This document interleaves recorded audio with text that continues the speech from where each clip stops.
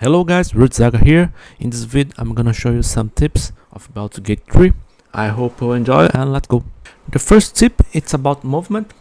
As you can see now, I don't have enough movement to attack this target, and I'm gonna show you how you can get there to hit the enemy. Just use your jump disengage skill, don't move.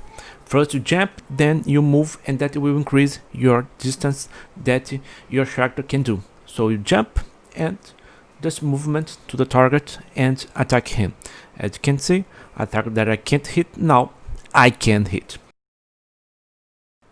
Another combat trick, it's about increasing your hit chance. As you can see now, my hit chance is 70%. And if you only move just a little of the side of the enemy, the gamer will think you are doing a backstab. As you can see now, the green part, it's increasing my percent chance of attack the enemy. So never attack in front, always try to hit the enemy in the sides or in the back. Always try to move to a side or backward enemy. Even if you can't move, you can use jump disengage skill to reach the back or the side of the enemy. So remember to use a lot your jump disengage skill. Another tip is to try to combine your spells and skills. Like this spell now, Grease, that convert the ground in grease, and the enemy has to do a skill check. If he fails, he's gonna fall. But that's not the only thing that skill do. The ground became flammable and you can put fire on it. So always try thinking about combining spells and skills to increase your overall damage.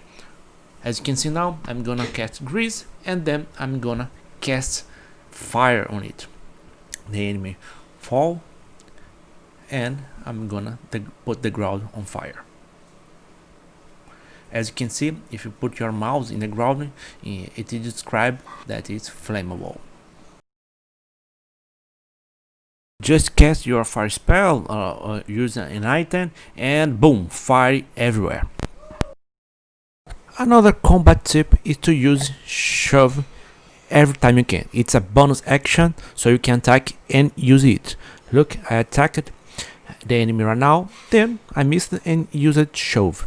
With shove, I can push him through the fire ground. So always use it to punish the enemies. To push him to the fire ground, to push him to a hole, to push him to give damage. And always remember to use that with your ranged companions. They always trying to obtain the high ground, and you can push enemies from there. And you can be the king of the hill. Another combat tip is that you can throw healing potions. Yes, you can throw healing potions in your allies and heal them. That's huge and it can save your lives sometimes. There one important tip, it's about hit chance. There are three things that impact on your hit chance. One is the dark vision. If the place is dark and you can't see the enemy, it will lower your hit chance. Another one is a high ground. If you are in a high ground, you have a better hit chance and the enemy has a lower chance within you. And the other is the distance. Of course, the AC, the armor of the enemy impacts, but you can't control the enemy armor. You can debuff him, okay, but you can't control that. But the other three you can control. You can go to the high ground, you can create light to give vision in a dark place. So I think the best tip I can do for you is to pick a good dim race. There are some races that can see in the dark and they are the best race for me. It's so boring to fight in a dark place and you're gonna miss many hits. You have always to bring light with you, torch or use a light spell, and I think that's a little boring. So pick a good dim race and you're fine with dark vision. It's one thing that you won't need to worry in the entire game. Now I'm gonna talk about companion, and that's a real important tip if you didn't play Divinity Original Sin. If you played Divinity, you know that you can lose your companions, you can lose your allies in the late game. And the first time in my first playthrough in Divinity Original Sin 2, it was very frustrating I put like, I don't know, 80 hours of gameplay, and then you lose a companion.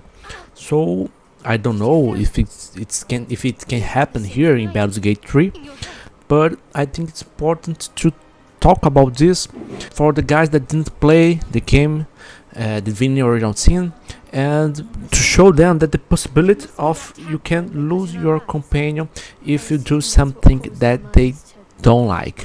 So it's normal. In general form, I can say that everyone that's choosing a companion choosing because of the class.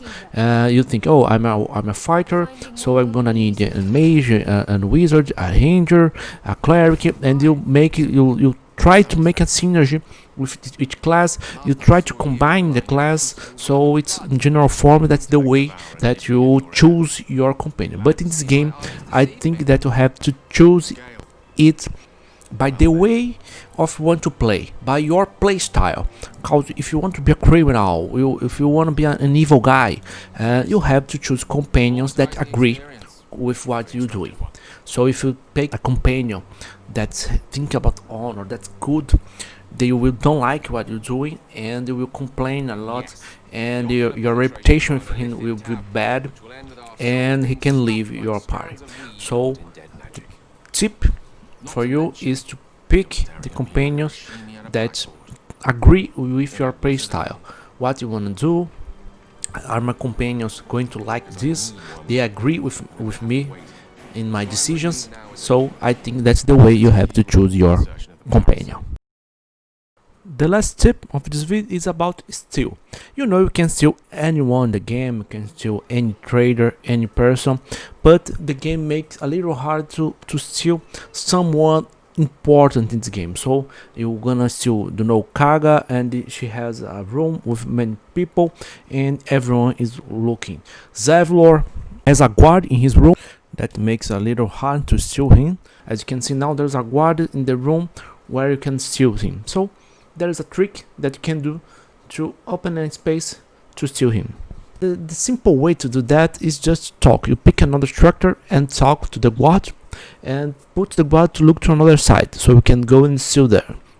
But in this case it didn't work because the guard has a very fast dialogue. So if you talk to him, he will end the dialogue very fast and turn his face back to the Zevlor room. So it's very hard to steal in this way. The way I found to steal him is using this spell called Minor Illusion. This spell just creates an illusory image and it will distract anyone in the room. But it's very fast. When anyone approaches the illusion will be discovered. So just use it to distract the guard.